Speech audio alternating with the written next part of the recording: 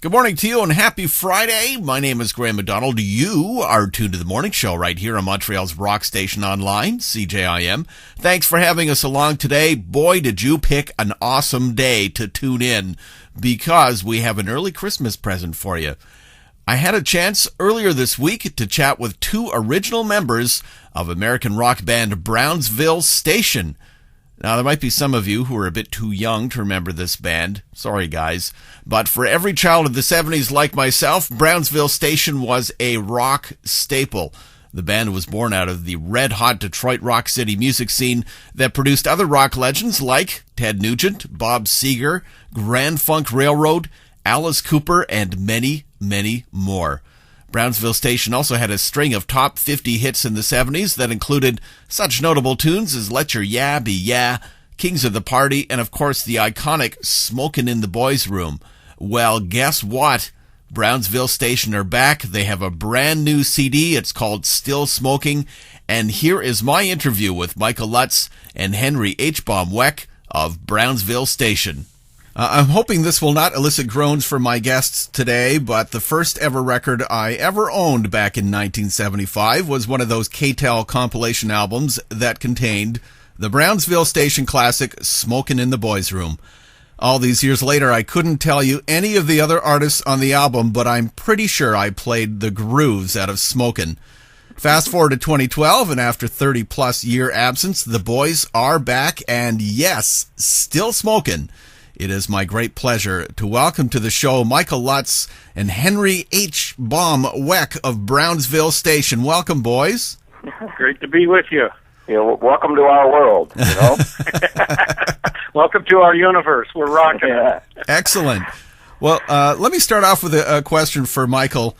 The original members of Brownsville Station first got together back in January of 1969 at a local music store. What first drew you to music at the time? Was it the live performances, the musical influences of the time? Was it pickup chicks? Pickup sticks. Now there's a good one. No, that's a chick. You know. I got the chicks. You got the sticks. I'm sorry. Go ahead. Yeah, that reminds me of a guy walking down the Avenue of Americas in New York, drumming right in the middle of the avenue. Now we won't even go there, but I had been in music for quite a while, even before Brownsville Station. I played a multitude of instruments and taught myself guitar, and my high school band actually was pretty renowned in the regional area. We were managed by Sears manager Punch. You know, we had a couple of records that made it onto the radio and everything, but we opened up for a lot of great bands, including The Who, and so by the time, this whole thing, when we finally, Cub and I got together at this music store, I'd already been doing it for quite a while, even though, at that point, I was like 19 or something like that, Now, and according to Cub Coda's definitive Brownsville Station biography, which you can find actually as a link on brownsvillestation.com, the band's musical performance style was formed by the likes of Phil Spector, Chuck Berry, Little Richard, Bo Diddley, Jerry Lee Lewis. The list goes on and on. What was it about those musicians that so connected with you? Wow, that's where it all started. My God, man, when I was just a kid, one of the first records I ever bought with 45 record was Womp Baba Loo Mamba, Little Richard, all of that stuff. It's just, let's put it this way. There's a reason, that Mariner space probe that's heading out to Andromeda? Uh-huh. There's a Chuck Berry record on that as a representation of what American culture is like, Well, it seems only appropriate, too. Absolutely. And then, there were a couple of other things you missed on there that you should throw in. Also, you got to throw in, for Brownsville Station, you got to throw in a little bit of Marx Brothers. Oh, yeah. You know what I mean? Soupy Sales. Oh, yeah. But Soupy Sales, wow. if you were to go to Michael's house, you'd see that on the wall he has autographed picture from Soupy Sales. Oh, is that right? Yeah. Absolutely, man. One of my heroes growing up, But you think about all the beats and everything, and the music that came from those people that you mentioned, like Bo Diddley. Mm-hmm. It's what that's the beat he invented. I mean, has perpetrated rock and roll ever since. It's what Keith Richards called shaving a haircut 2 bits. Bop a dump a dump a bop bop, right? Well, and you were also influenced, I guess, at the time by other Motor City bands like Mitch Ryder and MC5. Yeah, absolutely. Yeah, the we Five, gigged together. Man. Well, both Mitch and the Five, man. The original Mitch and the Detroit Wheels. Holy smokes, man! You can talk about Johnny B on drums, man. Yeah, Johnny B. Johnny Bedanjic is a friend of mine to this day, and I remember seeing him and going, okay. This is what I was already doing it, and when I saw him, I said, okay, I want to take this to another level. Seeing him, I was lucky enough to be at the Grandy Ballroom the night before the Five recorded their live album, and that night they were recording, doing video, and I was fortunate enough in the 90s when I had my studio in Ann Arbor for the lead singer of the Five, Rob Tyner, to come out and do some recording.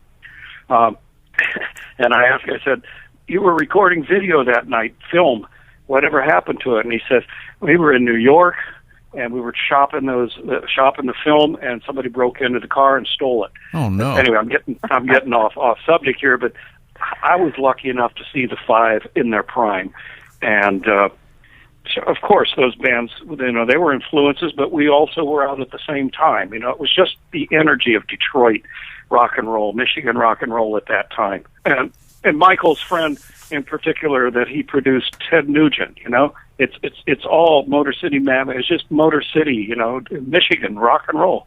Well, I guess that in many ways you all influenced each other. You worked together. Bob Seger worked with you guys as well. I'll interject there. Michael didn't. What songs did you sing background on with Glenn Frey? Yeah, and Glenn Frey. But that back in that day. Now this was like I said before, in my high school band, and we were managed by Punch, and the people that were singing in the studio that day was pretty amazing, man. He was managing not only my high school band and Seeger, but also a band called the Mushrooms, and the lead singer of that band was Glenn Frey. Wow. And all of this was happening, man. I mean, it just the Detroit scene back, from like the mid '60s on was really, really intense, and it was great. I could talk on and on about that. The bottom line is back then, none of us ever played bars. There were all these teen nightclubs and stuff strewn all over the state, and that allowed you to do, as you probably well know, Graeme. I mean, if you're playing in bars, you got to be doing cover tunes. Well, this afforded us the opportunity to, break into songwriting and have people put up with your songs, even though at the beginning they weren't very good, Yeah, you keep telling me, but I ain't seen it, and you keep telling me no. Oh, but I hope you don't mean it. You're giving me buts and maybes. Don't you know that you're driving me crazy? Oh, why can't you tell it like it is?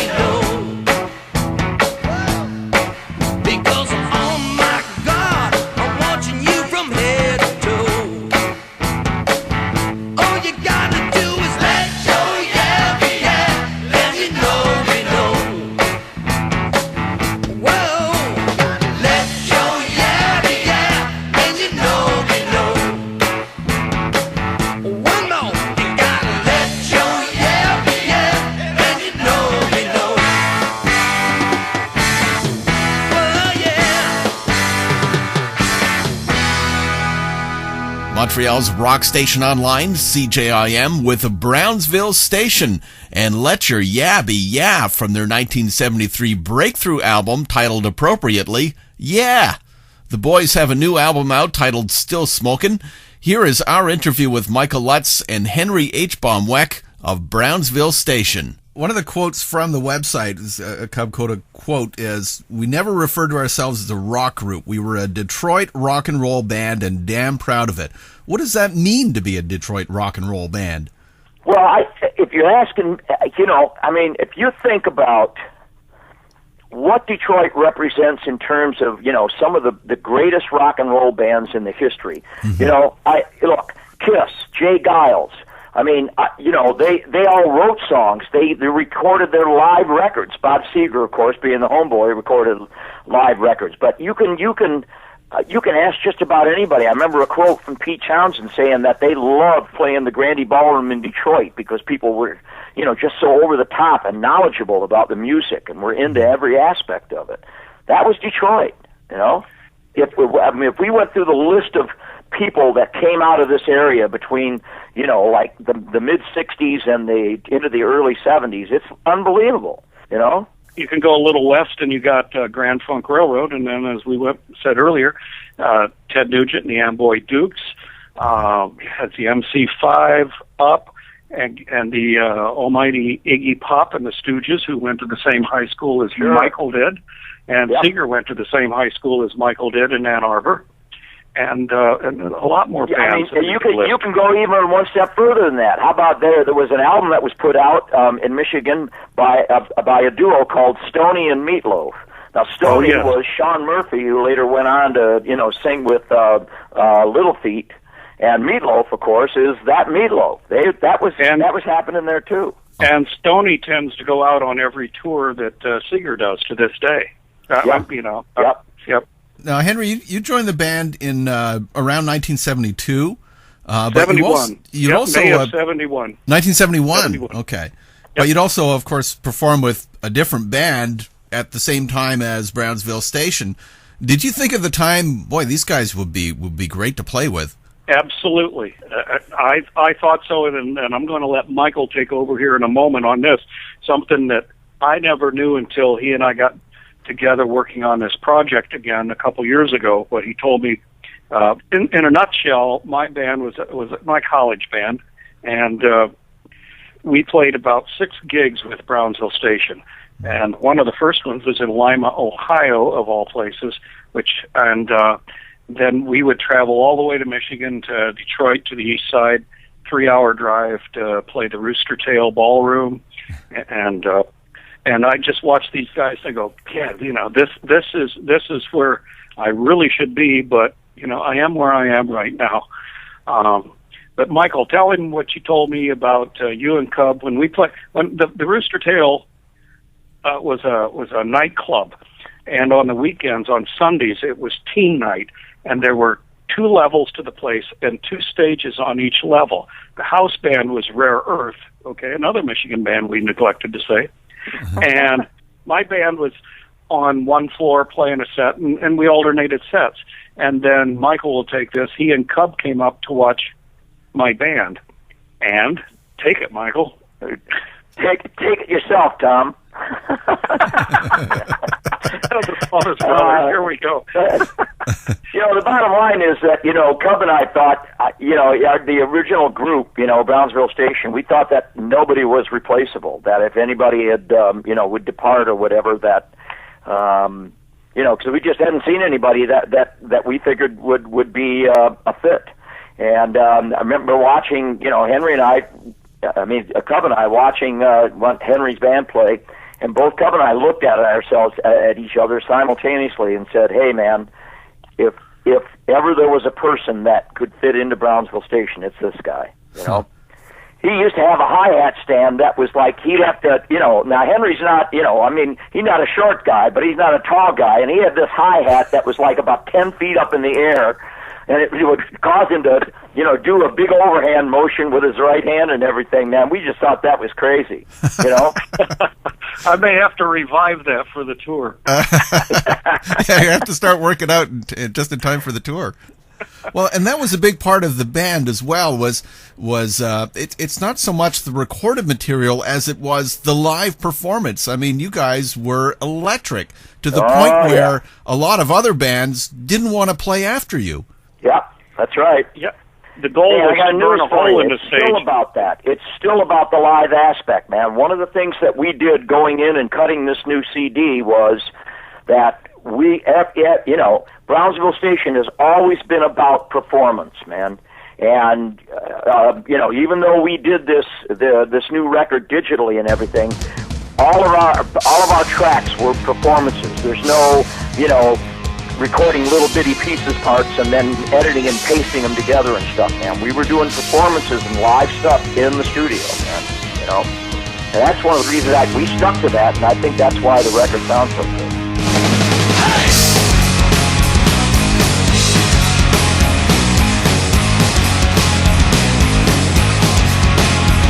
I've been driving all night trying to free my load.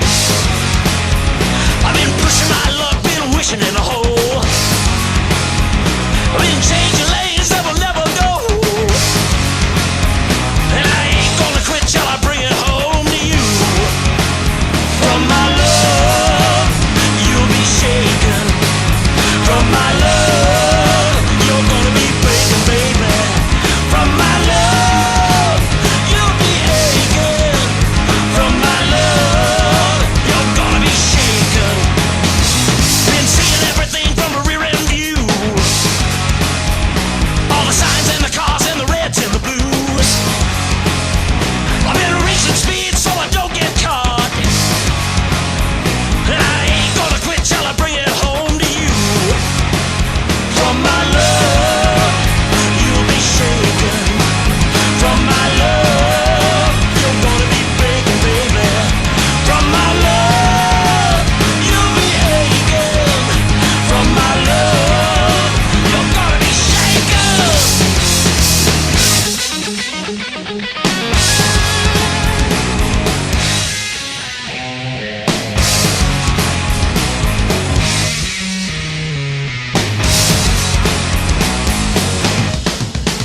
From my love, you'll be shaken.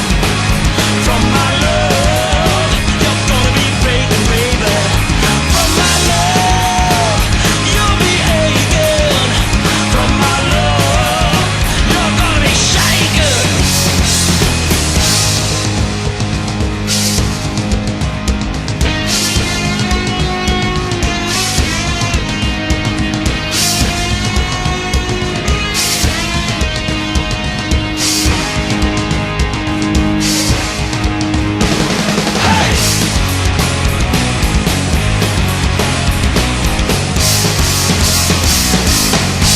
Playing the best independent and mainstream rock. We are Montreal's rock station online, CJIM, and that was Brownsville Station from their brand new album, Still Smokin', with a great track called Shakin'.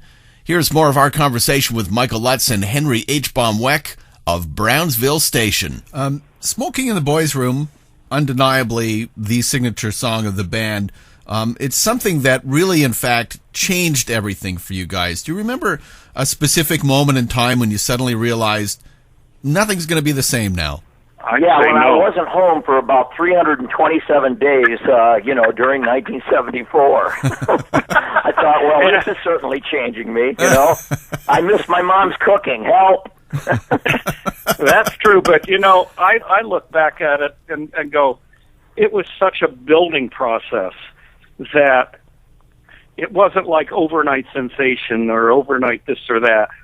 We were out there slugging it out 250, as Michael said, that one year we did 327 or 328 one-nighters.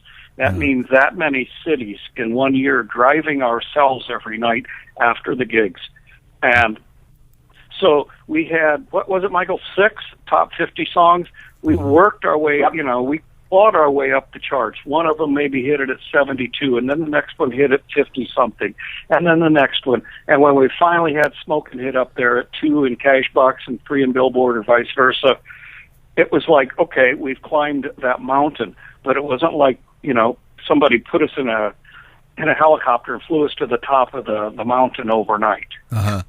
So it wasn't like, to me, it was just, okay, what do we do next? Let's keep going.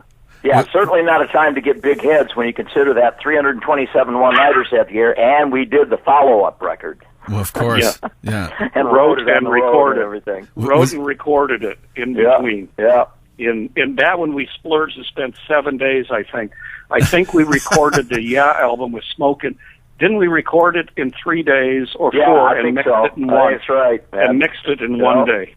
Yeah, I don't think you would get one artist in a studio for 3 days nowadays. It's almost impossible.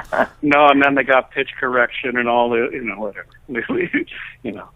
There are still great bands that perform, but there are also lots of it's just manufactured. So, great music is great music. Well, and that song really became, for a lot of fans, the rebellious anthem for high school kids like myself. And also when Motley Crue covered the tune, is it fair to say that the heart of Brownsville Station is being the rebel? Yeah, we were rebels because we were school punks. We were punks. Our follow-up album to the Yeah album was School Punks. And so we were kind of punks before it was cool to be punks, is the way I look at it. So that's kind of rebellious in its own way. Yeah, we were always into doing, all of that devious stuff that's always been written about being on the road and everything like that. We used to have smoke bomb wars in the hotel rooms and all of that good stuff. But the other, like I mentioned before, Graeme, there's also an aspect to Brownsville Station that is, we never took ourselves too seriously, man. We were guys up there. We weren't posers on stage. We just had big smiles because we were loving what we were doing. And there was always a comedic aspect to it, if you look at some of our lyrics and in those songs from back then, or even on the new CD and stuff, there's always that sense of humor along with the sense of pride, There's a little snippet of a story here, too, I want to ask you about, too, that kind of relates to that. The band famously refused to play American Bandstand because the show requested that Michael not wear his trademark form-fitting outfit. Well, it had a V down the front of the pants that dove down to... Go ahead, Michael. The nether regions. The nether regions for those days. What can I say? I mean, if they wouldn't let me wear that outfit, hey, screw them. I mean... But we did meet Dick Clark. We did In Concert, which was back in those days there were 3 network shows on the weekends that were music. Mm-hmm. One was Midnight Special, one was Don Kirshner's Rock Concert, and then Dick Clark had In Concert. Mm-hmm. And we did it. And Michael, did we do 5 songs? We did 3 songs, and then for the first time ever, we were one of the first bands to ever get called out for more than one encore. Yeah, we got 2 encores. But halfway through the show, about the 3rd song, this was the era of streakers, and some guy decided it was his time for his 15 seconds of fame. He did a streaker thing right down through the aisles at the theater. And we're going, this is incredible. We're going to have this all over. We're going to have 5 songs on In Concert with a streaker. We're going to get great publicity. Well, Dick Clark, bless his heart, always had Mr. Clean with the show. Uh-huh. He chopped that out, and the whole thing, I think we ended up with 2 songs, and or 3 maybe, and disjointed because of the way they had to hack it together. Ugh. But we met Dick Clark that night. I remember, it was the days of platform boots, and I wore these, big leather boots, and I jumped off my drum riser, and our road manager at the time named Lurch says, "Hey, H-Bum, I want you to meet someone." So I go strutting over, and I'm looking down at this guy who's only like 5.5 feet tall. Yeah. And this is Mr. Dick Clark, and I about melted right then. So. Yeah, anyway, when we did meet him, man, he was cool. I mean, I'm not sure if he remembered, that whole episode on, with Bandstand, but he was, obviously with Bandstand, it was a totally different thing than, with the in-concert thing, Yes. Boy, and I tell you what, if we could find that footage of that streaking, man, we could put that would go viral on YouTube. Yeah, it certainly would. It'd be a classic. Depend on, I guess it's full frontal nudity. I guess that could be on YouTube. Okay, edit. Exactly. Well, and you know what? I mean, honestly, and I'm sure you guys probably feel the same way, I could reminisce about this stuff for days, but there is a new album out, and in fairness to promotion, and of course it's obviously a work of pride for you guys, we should start talking about Still Smoking, which is now available on iTunes and other online music stores. And basically, from my understanding of the story, is you guys had got together and were working on some archive material for Brownsville Station, and Henry brought up the fact that he'd written some music, he had some riffs, some ideas, and somehow this became the catalyst for the new album. Is that accurate? Absolutely. Yeah, we put together our first song, man, and it came together so quickly. First song that we'd written in 30 years together. And it came together so quickly, and on top of that, it was it was a tune. The tune was called "Make a Difference." And it ended up being on NBC News had a blog. Well, how often was that, Henry? Like a monthly or a bi-weekly program? Well, they ended up that's nightly, but they ended up. Ron Mott got wind of what we had done, and he sent the song up to the NBC Nightly News people who he works for. And so anyway, they started a blog on it. So Michael and I looked at each other and said, maybe this is a sign that, let's just keep writing here and see what happens. Meanwhile, we were working on what we call our legacy project, which is we have over 500 hours of audio tapes that I recorded on the band. Demos that got us major record label deals, and us sitting around telling jokes and this and that. And I, being the pack rat, kept all those tapes all these years. And several years ago, Michael and I decided, well, let's just start working on those things, put them into the digital world with Pro Tools, put a couple CDs out, and have some fun doing it. And but when Make a Difference did what it did, we put the legacy kind of on the back burner, and next thing you know, we end up. What do you mean, kind of? We haven't touched that stuff since, not even to this day. Yeah, that's true. Okay, kind of. We want to make sure that we're not promising things to people out there. They're clamoring for some of that old stuff, but it's not forthcoming, man. Let me tell you. Yeah. Well, we're thinking about an EP on that, though, but it's all about the Still Smoking CD that we're so proud of. Yeah. Well, and the lyrics to Make a Difference are really interesting. I mean, it's a song a lot about, I guess, about social responsibility or doing the right thing. Was there a single event or something that was made you want to write this song and talk about it, or was it really just a mindset? For me, I got inspired by watching some segments on Making a Difference segment that they have on Nightly News. Mm-hmm. And I decided, when I saw the episode where they had one about the crash card dummies, Vince and Larry, I said, that's it. If crash card dummies can make a difference, anyone can. So when you listen to the song, the second verse starts out with crash car Vince and Larry too, they made a difference, and so can you. That's what it's about. It's about taking responsibility, and you're not just a number. You can change the world. You can change anything if you just get up and do it. Yeah. And that's what this album is in a lot of ways to us.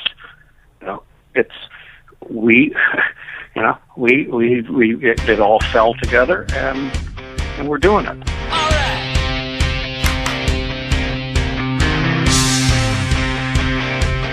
It's time we all pull together, unite the brotherhood, make a difference. I wanna make a difference in all I do. Make a difference, how about you? Make a difference in what I say. Make a difference every day. I'm planting you and planting me. It's time to take responsibility. Inside it we stand, and blinded we fall. Come on, people, let's get on the ball. We're gonna make a difference.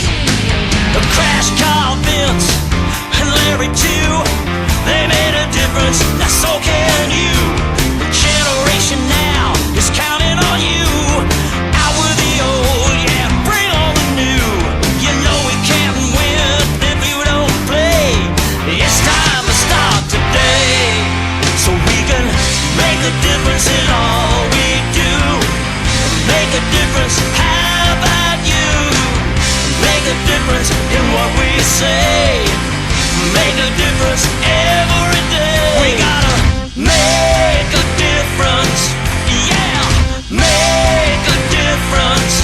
Come on. Yeah, yeah, yeah. Make a difference. With what you do, with what you say, with every breath and every day, with all your heart and all your soul, it's time to rock and roll.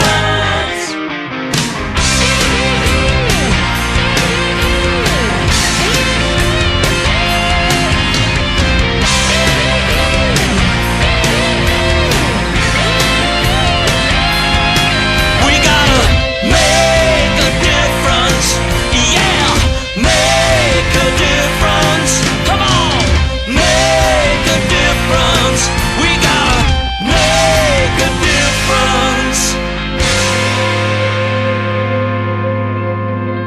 Montreal's rock station online, CJIM, with Brownsville Station from their brand new album, Still Smokin'.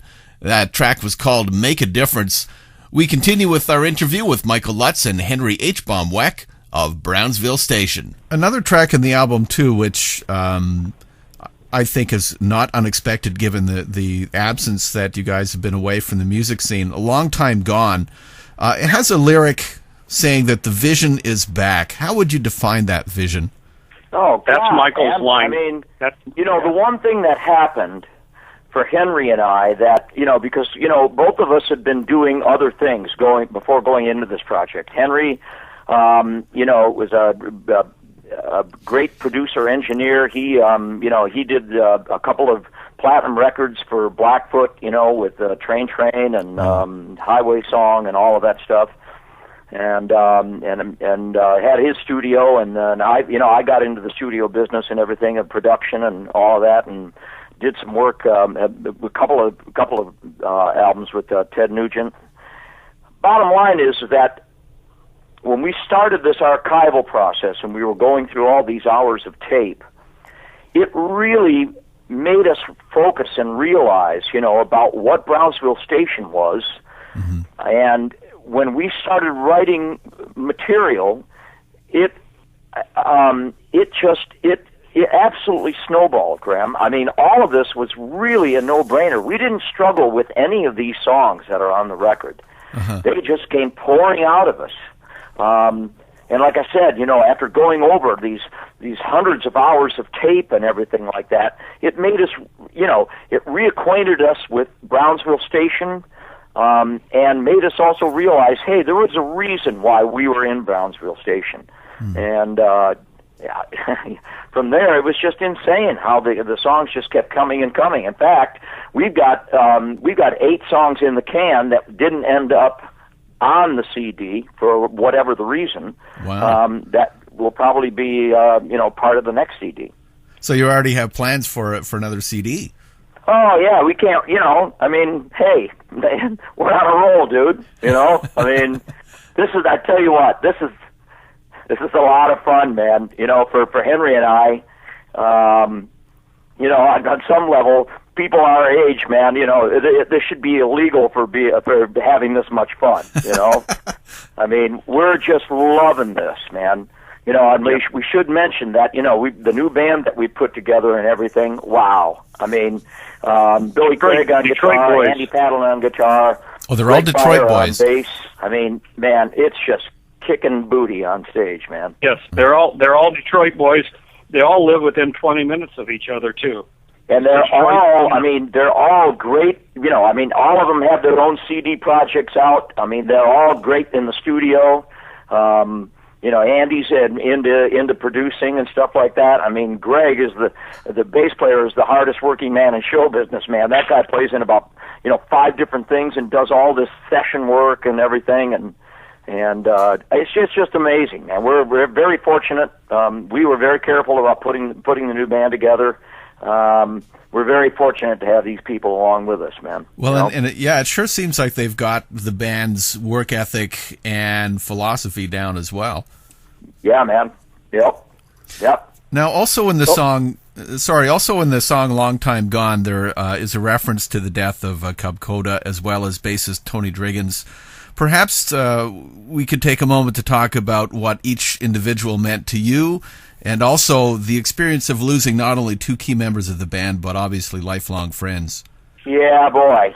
Let's not get too down in the dumps about this, because a lot of times I have a hard time, thinking or talking about this. Yeah. But you know what? The spirit of both of those guys, man. Because Tony wasn't a part of the band. When we had he left the band before we had our initial big success. Mm-hmm. But he was so much a part of the band. What an unbelievable showman. And Cub's spirit was with us the whole time we were writing and recording the new record and everything. Mm-hmm. We'd always Henry and I would turn to each other and go, if we were trying to decide on if something was good or not, we would ask each other, would Cub dig this? Would Tony dig this? Absolutely.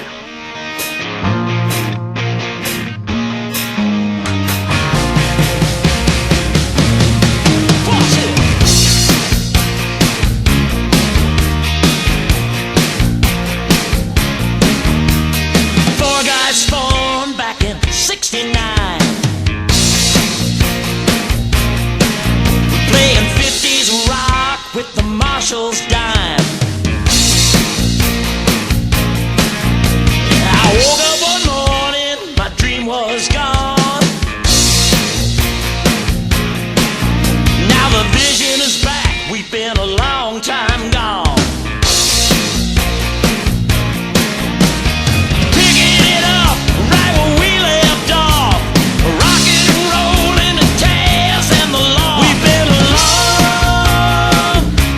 long time gone. We've been such a long time gone. We've been a long time gone. We're back and we're rocking strong. Y2K took Tony and Cub. Try to get past all the tears and blood. A moment of pause when we laid one down. United by two, yeah, we're back in brown. Hitting the road, gonna pay the price. Got a new lease on the rockin' life. We've been a long time gone. We've been such a long time gone. We've been a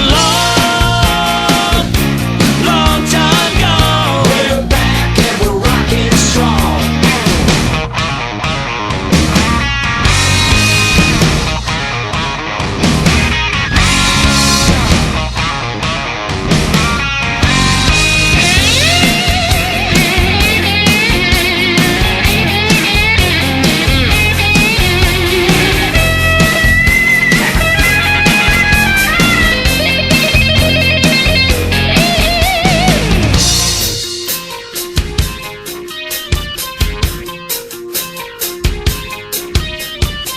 A long time gone. We've been such a long time gone. Such a long time gone. We're back and we're rocking strong. Long time gone. We've been such a long time gone. Long time gone. We're back and we're rocking strong. And now the vision is back. Like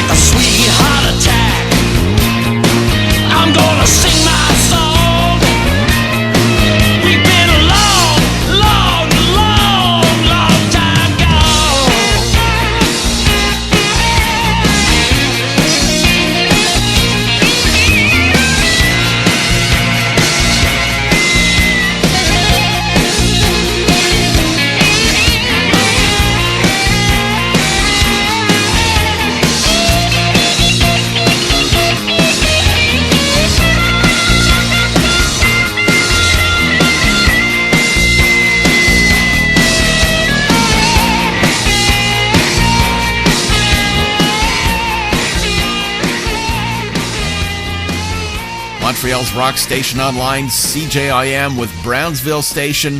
From their brand new album, Still Smokin', we just heard Long Time Gone. Here is more of our interview with Michael Lutz and Henry H. Baumweck. As well on the album, maybe no surprise, but a Smoking in the Boys' Room 2012.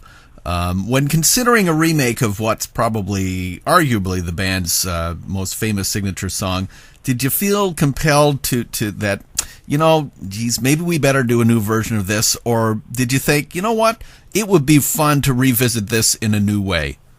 I'll interject. Okay. Yeah. What really went down is that Andy Padlin, one of our guitar players, and the drummer in the band, Sponge, who's a great drummer and a great friend of ours, Billy Adams, said, guys, I think you ought to do a cover of a Motley Crue song and kind of turn the tables and put it back on them. And we did. Uh-huh. And that was going to be on the album. And then one of our attorneys came out to see what we were doing, hear what we were doing, and she looked down the list and she says, okay, why aren't you doing Smoking in the Boys' Room? Uh-huh. And Michael and I looked at each other as our jaws dropped. We never thought of it. Hadn't even thought about that. Hadn't even thought about it, man. And so we started, we said, okay, we started working on it, and it replaced the other song. It came so naturally, and it has a lot of dynamics and things in it that we remembered from doing live over the years. You play the same song for 10 or whatever, 7, 8 years. How many thousand times is that? Right. We got so tight on it that we had little accents and kicks and breaks and stops that we never had in the original. And so a lot of those things just came naturally into the recreation, the re-recording, and reproduction of it. Yeah, and obviously Henry's referring to, like when it stops and goes smoking in the boys' room, ba ba da. We that wasn't a part of the original, but when the band was just still doing things back in the '70s and everything, we were doing that kind of arrangement to Smoking on stage. Now, what was the Motley Crue song you were going to cover? I'm curious now. Maybe we shouldn't say that. I know it. I know as soon as I let the cat out of the bag there. It's in the can, it's in the can. Secret, Henry. It's Brownsville's dirty little secret. How's that? Yeah, how about that? It's our little secret that maybe, who knows, enough people follow us. They can go to BrownsvilleStation.com and they can get on there and talk about it on Facebook and Twitter that we're very active on. Maybe who knows? Maybe we get a little chatter going on that. Yeah. Or maybe it's a secret. You call it, Michael. What do you want me to call it? Call it. Is it a secret or do we get the chatter going? Somewhere in between. Yeah. Oh, chat, not chatter. So what's next for the band? I mean, obviously next year you're gearing up for a tour. And it sounds like another CD might be in the works. We're curious when you're going to be hitting Montreal. I have a question. Let me interrupt. Sure. Do you still have Brador? Oh boy. My French isn't so good, although I minored in it. It was when we played one of the gigs there. After the concert, we were taken to a club, a disco, or something, and Michael and I encountered our first ever Brador, B-R-A, what is it, apostrophe D? Yeah, they call it the golden arm. Yeah, the golden arm is literal, if you translate it. Brador beer. And I think it was like 99% alcohol, and it kicked our butts. Yeah. So, if you buy it, we will come. Well, I'm pretty sure we have it still around. Well, I can tell you a little side story about that. My teenage years, since you guys were part of my teenage years, that was the beer. If you were sneaking off to the park with beer, that's the one you got, because that way you could get a lot of bang for your buck. Absolutely. And get a buzz on 2 beers, and that was a lot for me. Yeah. Boy, man, I can still remember that like it was yesterday, man. That took me way by surprise, man.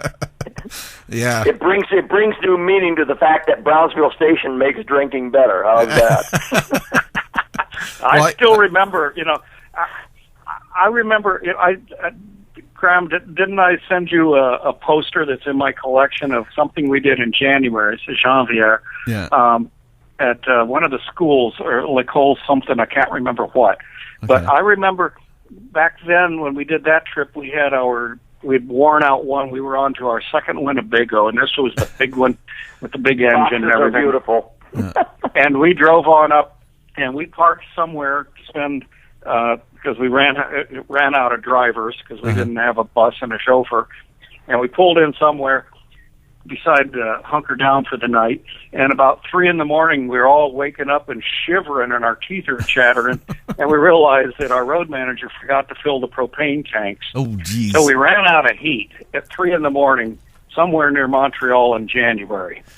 Yeah. And I also remember, so we were a Michigan band. We're used to some snow, but I had never seen snow blowing so high on the sides of the highway. Yeah, no kidding, man. Wow. I recommend coming here in the summer because it's lovely here. That's all I can say. Yeah, but I'd go there in the plan to winter. me. You build it, we'll come. Okay. It's a wonderful city, man. I can still see it. It's been quite a while ago. I can still remember walking around there that night. Well, we would certainly love to have you guys back sometime soon. Definitely thrilled that you guys are back and still smoking. That's the name of the new CD.